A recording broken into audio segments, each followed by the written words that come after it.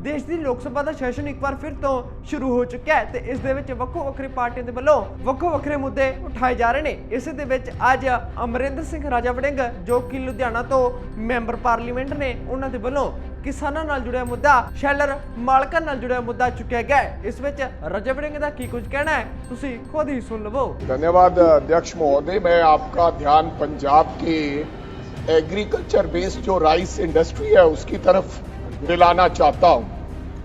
पिछले 2-3 साल से जब किसान की फसल यानी कि अक्टूबर और नवंबर में किसान का धान आता है तो सरकार धान खरीदने के बाद उसके राइस शेलर के साथ एग्रीमेंट कर उनको धान शेलिंग के लिए देती है कि आपने इसको शेलिंग कर फिर आपने केंद्र सरकार एफसीआई को देना है।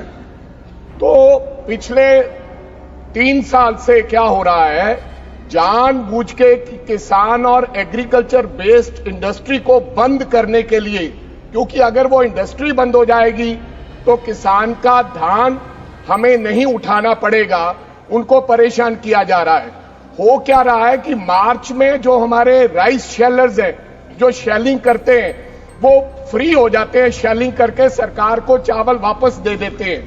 लेकिन अब क्या हो रहा है, क्योंकि केंद्र सरकार की तरफ से राइस की मूवमेंट नहीं हो रही, जो स्पेशल्स हमें मिलती थी कि राइस वहां से शिफ्ट होता था गोडाउनों से और जगह बनती थी और हमारे राइस शेलर्स वाले शेलिंग करके वहां नया माल लगाते थे।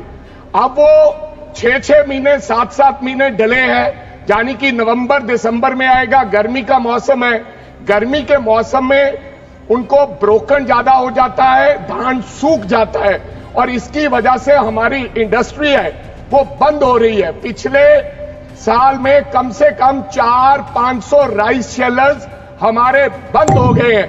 मेरी मांग है कि कृपया राइस मूवमेंट यानी कि गोडाउन्स को खाली करने का जो काम है वो केंद्र सरकार करे, ताकि जो किसान की फसल भी उठा ली जाए और हमारी शेलर इंडस्ट्री, जो एक ही इंडस्ट्री हमारे पास जो बड़ी इंडस्ट्री है, वो भी किसी वजह से बंद ना हो पाए।